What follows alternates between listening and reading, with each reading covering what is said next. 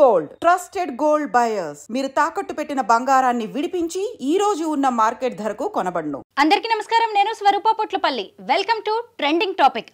Tollywood top director Jakkanna రాజమౌళికి క్షుద్ర విద్యలు వచ్చా? ఆ విద్యల ద్వారా ఆయన తనకు పోటీగా ఉన్న ఎదుగుతున్న డైరెక్టర్స్ ను నాశనం చేస్తుంటారా? అలా ఆయన లిస్ట్ లో వి వినాయక్ తో పాటు ఇంకొంతమంది డైరెక్టర్స్ ఉన్నారా? ఇప్పుడు అనిల్ రావిపూడిని ఆయన టార్గెట్ చేశారా? దీని మీద ఇప్పుడు సినిమా ఇండస్ట్రీలో పెద్ద చర్చ జరుగుతోంది. రాజమౌళి స్నేహితుడిగా చెప్పుకుంటున్న ఉప్పలపాటి శ్రీనివాసరావు అనే వ్యక్తి ఓ సెల్ఫీ వీడియో అలాగే సూసైడ్ నోటు రాసి మరీ రాజమౌళి మీద తీవ్ర ఆరోపణలు చేశారు. అసలు ఆయన చెబుతున్న విషయాలు వింటుంటే రాజమౌళి వెనక ఇంత కథ నడిచిందా అనే అనుమానాలు కూడా వ్యక్తమవుతున్నాయి. ముఖ్యంగా రాజమౌళి ఆయన భార్య తనను టార్చర్ చేశారని, దానివల్లే తాను సూసైడ్ చేసుకోబోతున్నాను అంటూ ఈ వీడియోని, ఈ సూసైడ్ నోట్ను తన మరణ వాంగ్మూలంగా తీసుకోవాలి అంటూ ఆ ఉప్పలపాటి శ్రీనివాసరావు అనే వ్యక్తి ఒక వీడియోని రిలీజ్ చేయడం జరిగింది. ప్రస్తుతం నాతో పాటు సినీ క్రిటిక్ భరద్వాజ గారు ఉన్నారు. ఆయనతో మాట్లాడి దీనికి సంబంధించి అనేక విషయాలు తెలుసుకున్నాం. అంతకంటే ముందు అసలు ఈ ఉప్పలపాటి శ్రీనివాసరావు అనే వ్యక్తి ఎలాంటి ఆరోపణలు చేశారో చూద్దాం. India's number 1 director SS Rajamouli and Rama Rajamouli వల్ల నేను చనిపోతున్నాను, అందుకు సంబంధించి నేను ఇస్తున్న మరణ వాంగ్మూలం. వీడేంటి పబ్లిసిటీ కోసం ఇలా చేస్తున్నాడు అని మీరు అనుకోవద్దు. పబ్లిసిటీ చేసుకునేవాడు ఎవడో చనిపోవాలని అనుకోడు, అందుకే మరణమాంగం ఇస్తున్నాను. నేను పనిచేసిన వాళ్ళలో ఎంఎం కీరవాణి, గుండం గంగరాజు గారు, Chandrasekhar Yeleti, Anu Raghavapudi, Mythri movies MO Cherry, dream farmer Sudheer, ఇలా లిస్ట్ చెప్పుకుంటూ పోతే చాలా ఉంది. వీళ్ళందరికీ మా ఫ్రెండ్షిప్ గురించి తెలుసు. మేము ఎంత క్లోజ్ ఫ్రెండ్స్ ఏంటి అనేది అందరికీ తెలుసు. భరద్వాజ గారు ఆయన చెబుతూనే ఉన్నారు, ఇదంతా నేను పబ్లిసిటీ కోసం చెయ్యలేదు, వాళ్ళు పెడుతున్న వేధింపులు టార్చర్ని భరించలేకే నేను చనిపోతున్నాను అంటూ ఆయన చెబుతూనే ఉన్నారు. ఈయనే ఉప్పలపాటి శ్రీనివాస్ గారు, మీరేమంటారు ఆయన వాదన మీద? అంటే ఇండస్ట్రీలో చాలామందికి మా మధ్య ఉన్నటువంటి స్నేహం తెలుసు అని చెప్తున్నాడు ఆయన. ఎవరి మధ్య? ఆయనకి రాజమౌళికి మధ్య ఉన్న స్నేహం తెలుసు అని చెప్తున్నాడు ఆయన. తెలిసి ఉండొచ్చు, తప్పేం లేదు దానిలో. అలాగే ఈయన చేస్తున్నటువంటి ఆర్గ్యుమెంట్లో కూడా అంటే రమా రాజమౌళి అలాగే రాజమౌళి వాళ్ళిద్దరి వలన నేను చనిపోయే పరిస్థితి వచ్చిందని చెప్తున్నాడు ఆయన. చనిపోతున్నాను, ఇది ఎందుకు చేస్తున్నాను, ఎందుకు నమ్మాలి అంటే నేను చనిపోయే ముందు ఎవడు అబద్ధాలు చెప్పడు కదా అని ఒక కామన్ ఏరియాకి తీసుకొస్తున్నాడు జనాలందరినీ. తీసుకొచ్చి చనిపోయేటప్పుడు అబద్ధాలు చెప్పరు కదా అని ప్రతిదీ నమ్మాల్సినటువంటి అవసరం లేదు. ఆయన ఏ ప్రాబ్లంలో ఉండి అలా మాట్లాడుతున్నాడో కూడా చూడాలి ఆయన యాంగిల్లోనే. అంటే తను ఏదో డిప్రెషన్లో ఉన్నట్టుగా కనిపిస్తున్నాడు. ఆత్మహత్య చేసుకోవాలనుకున్న ప్రతివాడు ఒక డిప్రెషన్లో ఉంటాడు. చాలా ఆత్మహత్యలకి అంటే మనం ఆత్మహత్యలు అనుకుంటాం కానీ చాలా ఆత్మహత్యలు హత్యలే, ఎవరో ఒకరి కారణంగా జరిగే హత్యలే అవి. అలా ఇతను రాజమౌళి వలన తన జీవితం ఇలా అయిపోయిందని అనుకుంటున్నాడు. రమా రాజమౌళి వాళ్ళిద్దరి వలన నా జీవితం నాశనమైంది అని అనుకుంటున్నాడు ఆయన. ఎక్కడ నాశనమైంది? ఇంకెక్కడో నాశనమైంది. ఎందుకంటే యమదొంగ వరకు వాళ్ళు బాగానే ఉన్నారు. యమదొంగ తర్వాత కూడా బాగానే ఉండొచ్చు. ఇప్పటి వరకు ఈ ఇన్సిడెంట్ జరగడానికి ఒక 3 నెలల క్రితం వరకు కూడా బాగానే ఉండొచ్చు. ఈ 3 నెలల్లో ఏదైనా జరిగి ఉండొచ్చు. దాని నుంచి డిప్రెషన్లోకి వెళ్ళిపోయి ఉండొచ్చు ఇతను. ఇంతకాలం బయటకు చెప్పినటువంటి చాలా విషయాలు ఇప్పుడు బయటకు చెప్పే ప్రయత్నం చేస్తున్నానని చెప్తున్నాడు ఆయన. ఇంతవరకు ఎందుకు మాట్లాడలేదు? ఎవరో ఒక అమ్మాయిని పట్టుకొచ్చి మధ్యలో పెట్టి మాట్లాడుతున్నాడు ఈయన. ఆ అమ్మాయి పేరు లేదు, ప్రస్తావన లేదు. ఇంకొక అమ్మాయిని తీసుకొచ్చి మధ్యలో నుంచోబెట్టే రైట్ లేదు కదా ఇతనికి, కానీ మాట్లాడేస్తున్నాడు గ్రాంటెడ్గా తీసుకుని. పైగా అతని వలన రాజమౌళి వలన నేను ఆ అమ్మాయిని పెళ్లి చేసుకోలేకపోయాను, ఇతను ప్రేమిస్తున్నాడు ఆ అమ్మాయిని తెలిసి కూడా రిలేషన్ మెయింటైన్ చేశాడు రాజమౌళి అనేది ఇతను వేస్తున్నటువంటి ప్రధానమైన ఆరోపణ. ఇది అతని వైఫ్కి తెలుసా తెలియదా? తెలిసే ఇదంతా జరుగుతోందన్న పద్ధతిలో మాట్లాడుతున్నాడు ఆయన. అంత జరిగి ఉంటే ఎప్పుడో సెటిల్మెంట్ అయి ఉండేది.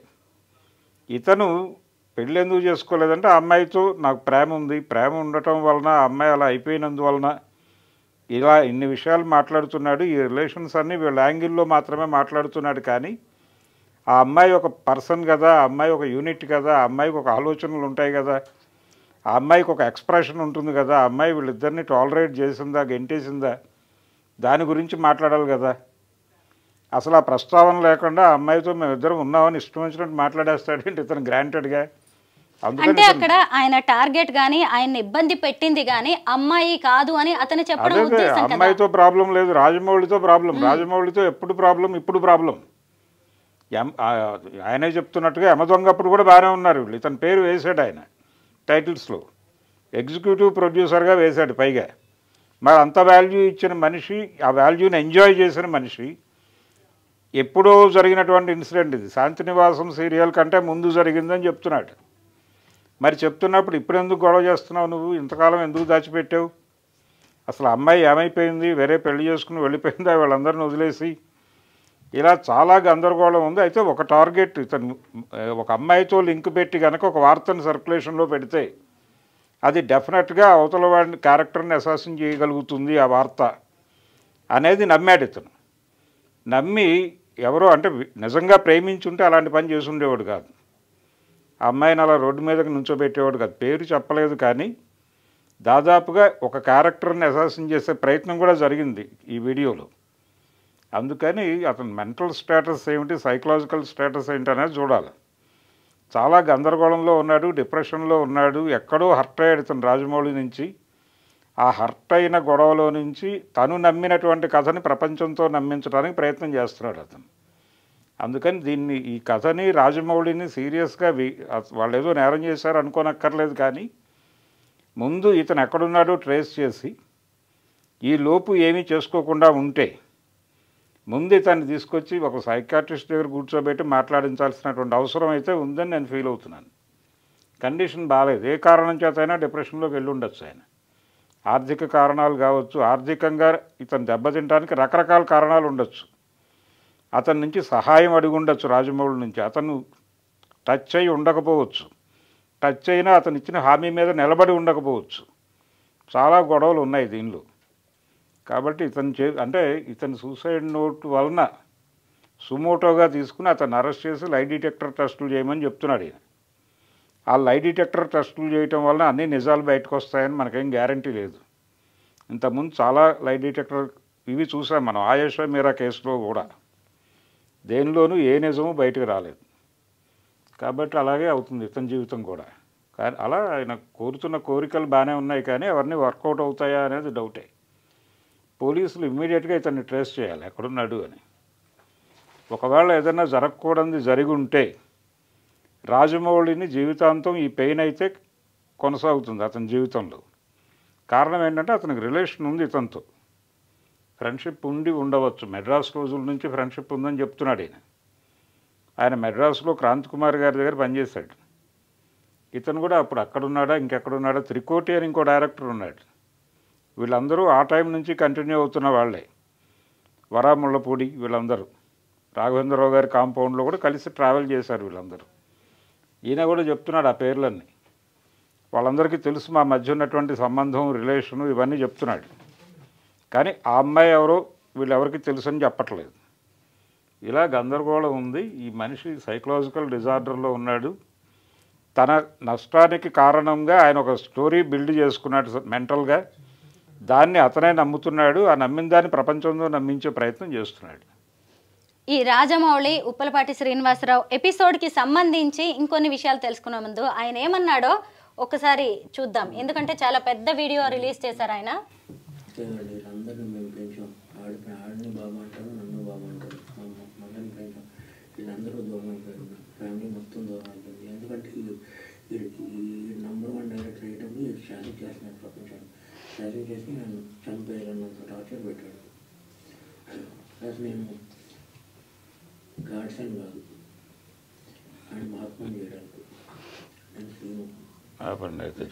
నేను డెసిషన్ తీసుకున్నాను. ఈ డెసిషన్ తప్పు రైట్ అని నాకు పాస్పోర్ట్. వాళ్ళిద్దరు పిల్లల్ని కూడా నేనే పెంచాను అని చెబుతున్నాడు. అంటే ఆ ఫ్యామిలీతో ఆయనకి ఎంత క్లోజ్ రిలేషన్ ఉందో చెప్పే ప్రయత్నం కూడా చేశాడు. గాంధీ అలాగే గాడ్సేల టాపిక్ కూడా ఆయన తీసుకొచ్చారు. అంటే రాజమౌళిని చంపేసి ఉండాలి యాక్చువల్గా, చంపేసి నేను గాడ్సేన్ అయిపోయి ఆయన్ని మహాత్ముడిని చేయటం నాకు ఇష్టం లేక చంపలేదని చెప్తున్నాడు. అందుకని ఇప్పుడు నన్ను నేను చంపేసుకుందామని ప్రయత్నం చేస్తున్నానని కూడా చెప్తున్నాడు. కాబట్టి గందరగోళంగానే ఉంది ఆయన మాటలు. టోటల్ స్టేట్మెంట్ గందరగోళంగానే ఉంది. ఆయన ఏదో నమ్మాడు. అంటే రిలేషన్ చాలా బాగానే నడిచింది వాళ్ళది, పిల్లల్ని పెంచేదాకా వెళ్ళాడంటే రిలేషన్ స్ట్రాంగ్గానే ఉంది వాళ్ళ మధ్య, ఫ్రెండ్షిప్ బాగుంది.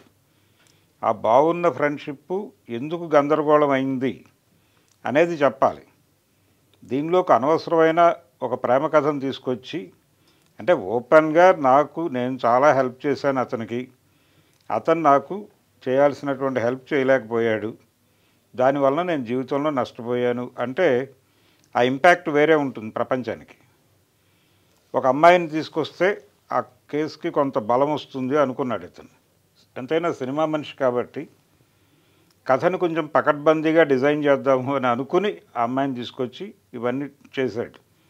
తప్పే ఉంది దీనిలో? ఒకవేళ అతను ప్రేమించి ఉండొచ్చు, సెటిల్ చేసుకోవాలంటే ఎప్పుడో చేసుకునేవాడు. అదేదో బయటకు చెప్తాడు ఇతను అని చెప్పి ఇంతకాలం ఇతన్ని టార్చర్ ఎందుకు పెడతాడు? అతను టార్చర్ పెట్టకుండా ఇతన్ని బాగా చూసుకుంటే ఎప్పటికీ ఆ విషయం బయటకు రాదనే జ్ఞానం లేదా రాజమౌళికి? అన్ని సినిమాలు తీశాడు ఆయన, ఎన్ని జీవితాలు చూసుంటాడు. కాబట్టి చాలా ఇల్లాజికల్గా ఉంది ఇతని ఆర్గ్యుమెంట్. ఇతన్ని ఆ విషయం బయటకు రాకూడదు అనుకుంటే ఒకటి ఇతన్ని చంపేస్తారు, లేదంటే బాగా చూసుకుంటారు చచ్చే వరకు. కాబట్టి బాగా చూసుకోవట్లేదంటేనే అసలు గందరగోళం ఉంది విషయంలో అని. అందుకని ఇతను ఏదో డిప్రెషన్లో ఉండి మాట్లాడుతున్నాడు అనేది అయితే స్పష్టంగా అర్థమవుతోంది. రాజమౌళి దీనికి సమాధానం చెప్పాలా లేదా అనేది డిపార్ట్మెంట్ చూడాల్సిన విషయం. అయితే ఇతను వీడియో మార్కెట్లోకి వచ్చింది, ప్రపంచం మాట్లాడుకుంటోంది కాబట్టి పోలీసు వారు ఇన్వాల్వ్ అయ్యి ఇతను వేరే బౌట్స్ ట్రేస్ చేయాల్సినటువంటి అవసరం అయితే ఉంది. భరద్వాజ గారు, మనం ఇక్కడ ఇంకో విషయం కూడా మాట్లాడుకోవాలి. ముఖ్యంగా ఇప్పుడు రాజమౌళి లాంటి వ్యక్తి మీద చాలామంది కళ్ళు ఉంటాయి. మన సమాజంలో సహజంగా ఎవరైనా ఎదుగుతున్నారంటే వాళ్ళని ఎలా వెనక్కి లాగాలి, అణగదొక్కాలి, తొక్కేయాలి అనేవి ఎక్కువగా జరుగుతూ ఉంటాయి కదా. ఈ మధ్య కొన్ని టీవీ ఛానల్స్లో కూడా వచ్చింది, రాజమౌళి రష్మి మధ్య ఉన్న ప్రేమ వ్యవహారం చూడండి ఎలా ఉందో అని చెప్పి కొన్ని వీడియోస్. అంటే అది శాంతి నివాసం సీరియల్లో వాళ్ళిద్దరు యాక్ట్ చేసింది. అసలు నిజంగా ఎంత స్మార్ట్గా ఉన్నారో రాజమౌళి గారు. అవును కదా, ఈయన యాక్టింగ్ చేశారు సీరియల్స్లో అని మాట్లాడుకున్నాం. అయితే రాజమౌళి గారి క్యారెక్టర్కి గురించి కూడా మనం మాట్లాడుకోవచ్చు. అంటే వ్యక్తిగతంగా చూసినప్పుడు మ్యారేజ్ అయిన ఒక మహిళని, ఒక కొడుకున్న మహిళని ఆయన పెళ్లి చేసుకున్నారు. ఆ తర్వాత ఒక అమ్మాయిని దత్తత కూడా తీసుకున్నారు. వాళ్ళ బాధ్యతలను ఎంతో గొప్పగా ఆయన నిర్వర్తించారు. అలాంటి వ్యక్తుల్ని ఇప్పుడు ఇలా మహిళల్ని అడ్డం పెట్టుకొని పాత ప్రేమ కథలేవో తోడుతూ ఇలా చేయాలనుకోవడం, పైగా ఈ మధ్య కాలంలో ఏమైనా రాజమౌళి గారు టార్గెట్ అవుతున్నారంటారా? ఎవరికైనా టార్గెట్ చేయాలి అనే ఉద్దేశంతో ఇతన్ని ఏదో ముందుకు పెట్టారని కూడా నేను అనుకోవడం లేదు. అంటే టార్గెట్ చేయడానికి వేరే మార్గాలు ఉండొచ్చు, కానీ ఇది రాంగ్ అటెంప్ట్, ఇది బాలేదు. అంటే చాలా లూజ్ ఎండ్స్ ఉన్నటువంటి గొడవ ఇది. ఇన్ని లూజ్ ఎండ్స్ ఉన్నటువంటి మార్గాన్ని ఎంచుకోరు. రాజమౌళిని దెబ్బతీయాలి అని అనుకుంటే దానికి వేరే మార్గాలు ఉన్నాయి. రెండోది, ఇతను ఆర్గ్యుమెంట్లో కూడా చాలా గందరగోళం ఉంది. ఆయనకి ఏదో క్షుద్ర విద్యలు వచ్చు, వీళ్ళని ఇబ్బంది పెట్టాడు, ఇవన్నీ మాట్లాడుతున్నాడు గందరగోళంగా, ఇవన్నీ రాస్తున్నాడు ఆయన. ఇవన్నీ ఇబ్బందికరమే. అందుకని ఇతన్ని ఏ మేరకు సీరియస్గా తీసుకోవాలి అంటే చనిపోవడానికి సిద్ధపడ్డాడు అనేది సీరియస్గా పట్టించుకోవాల్సినటువంటి అంశమే. అర్జెంటుగా ఇతన్ని ట్రేస్ చేయాల్సినటువంటి అవసరం ఉంది. ఇతన్ని తీసుకొచ్చి ఏదో రకంగా బాగు చేసుకోవాల్సినటువంటి బాధ్యత కూడా ఉంది. దీనికి సంబంధించి రాజమౌళి అలాగే ఆయన చెప్తున్నటువంటి మిత్రులు చాలామంది పేర్లు చెప్పాడు ఆయన. హను రాఘవపూడి పేరు కూడా చెప్పాడు. అలాగే చంద్రశేఖర్ ఏలేటి, వీళ్ళందరూ గున్నం గంగరాజు గారి కాంపౌండ్ మనుషులే. ఆయన పేరు కూడా ప్రస్తావించాడు. వీళ్ళందరూ కలిసి ఏదైనా ఒక ప్రయత్నం చేసి తను ఎక్కడున్నాడో ట్రేస్ చేయడానికి కృషి చేస్తే బాగుంటుంది. నిజమే, మీరు అన్నది కరెక్టే. ఎందుకంటే ఈ ఆరోపణలు ఇవన్నీ పెద్ద విషయాలు ఏం కాదు. ఇవాళ కాకపోతే రేపు మర్చిపోతారు. ఒకవేళ ఈయన క్షేమంగా తిరిగి వస్తే మళ్ళీ ఎలాగూ స్నేహితులే కాబట్టి వాళ్ళిద్దరు కూర్చొని మాట్లాడుకున్నా ఇవన్నీ సాల్వ్ అయ్యేవే. ఈయన బయటికి రావడం అనేది సేఫ్గా అనే ముఖ్యం. ఆయన ఎక్కడున్నారో ఏంటో పోలీసులు కూడా ఒకవైపు ట్రేస్ చేసే ప్రయత్నం అయితే చేస్తూ ఉన్నారు. ఎందుకంటే రాజమౌళి గారు కూడా ఇక్కడ దాకా వచ్చాక ఏదో అన్నాళ్లే అని వదిలేసే పరిస్థితి ఉండదు. ఆయన ఎక్కడున్నారో పట్టుకుందాం, ముందు తీసుకొద్దాం, ముందు ప్రాణాలతో బతికితే చాలు నా స్నేహితుడు అని అనుకుంటారు. మనం ముఖ్యంగా ఇక్కడ ఇంకొక విషయం మాట్లాడుకోవచ్చు భరద్వాజ్ గారు. ముఖ్యంగా ఏంటంటే ఈయన వాళ్ళిద్దరి మధ్య జరిగిన ట్రయాంగిల్ లవ్ స్టోరీ గురించి చెప్పారు. ముఖ్యంగా 57 ఏళ్ళు వచ్చినా నేను ఇప్పటికి కూడా పెళ్లి చేసుకోకుండానే మిగిలిపోయాను. అంటే తను ఎంత సిన్సియర్గా అమ్మాయిని ప్రేమించానని చెప్పే ప్రయత్నం చేస్తున్నాడు. అలాగే ఇంకొకటి ఏంటంటే పెళ్లి చేసుకోకపోవడం వల్ల కలిగే ఒంటరితనం, మీరు ఇందాకటి నుంచి కూడా చెప్తూ ఉన్నారు మానసిక స్థితి బాలేదు అని. అలాగే ఒక పెళ్లి కాని వ్యక్తికి సమాజం నుంచి వచ్చే ఛాలెంజెస్, సవాళ్ళు ఎలా ఉంటాయో కూడా మనందరికీ తెలిసిందే. వీటన్నిటి ప్రభావం పాత కథను గుర్తు చేసుకునేలా చేస్తుందంటారా? చాలా బోల్డ్గా వ్యవహరించాం మేము ఆ రిలేషన్కి సంబంధించి అని కూడా చెప్పాడు ఈయనే. అంత బోల్డ్గా వ్యవహరించిన మనిషి అంత నేరోగా ఉంటాడు అని అనుకోలేం. అందుకని ఆయన చెప్పిందే చాలా సెల్ఫ్ కాంట్రడక్టరీగా ఉంది ఆయన స్టేట్మెంటే. అందుకని ఆయన పెళ్లి చేసుకోకపోవడానికి అది మాత్రమే కారణము అయి ఉంటుంది అని కూడా అనుకోవడానికి లేదు. అనేక అంశాలు ఉంటాయి. ఈ అంశాలు ఏవి కూడా ఆయన మాట్లాడకుండా ఆయన ఒక స్టోరీ లైన్ అనుకున్నాడు. నా జీవితం ఇలా అవటానికి కారణం ఏమిటి అంటే, ఈ ఏజ్ వచ్చిన తర్వాత ఆయనకి ఏం సాధించాను నేను జీవితంలో అనే ఒక క్వశ్చన్ మొదలై, దీనికి కారణం ఏమిటి, నా జీవితం ఇలా కావడానికి అని అనుకుని ఇది అని చెప్పి ఒక లైన్ అనుకున్నాడు ఆయన. దాన్ని నమ్మటం మొదలుపెట్టాడు. దాన్ని ఇప్పుడు ప్రపంచంతో నమ్మించడానికి ప్రయత్నం చేస్తున్నాడు. అది నాకు అనిపించింది ఇతను మొత్తం స్టోరీ విన్న తర్వాత. అందుకని ప్రాబ్లంలో ఉన్నాడు అతను, ప్రాబ్లంలో ఉన్నాడు. ఆ ప్రాబ్లం నుంచి బయటకు తీసుకురావాల్సిన బాధ్యత అతనికి, డిపార్ట్మెంట్కి మాత్రమే కదా, ఆయన చెప్తున్న స్నేహితులందరికీ ఉంది. వాళ్ళందరూ కూడా రెస్పాన్సిబిలిటీ తీసుకోవాల్సినటువంటి అవసరం ఉంది. అందుకని ఏ మేరకు స్పందిస్తారనేది చూడాలి. నిజమే మీరు అన్నది. ఆయన తీవ్ర వేదనలో, ఆత్మ సంఘర్షణలో ఉన్నట్టుగా అయితే కనిపిస్తోంది. దాదాపు 60 ఏళ్లకు దగ్గరలో ఉన్న ఉప్పలపాటి శ్రీనివాసరావు గారు ఈ వయసులో మళ్ళీ ఆ పాత ప్రేమను ఎందుకు తవ్వాల్సి వచ్చిందో, తను పైగా మరణ వాంగ్మూలంగా పరిగణించండి ఈ వీడియోని, నా సూసైడ్ నోట్ను అనడం అనేదే కొంచెం భయంగా ఉంది. ఎక్కడున్నా ఆయన అయితే ప్రాణాలతో తిరిగి రావాలి, బాగుండాలనే కోరుకుందాం. Thank you so much Bharadwaj గారు.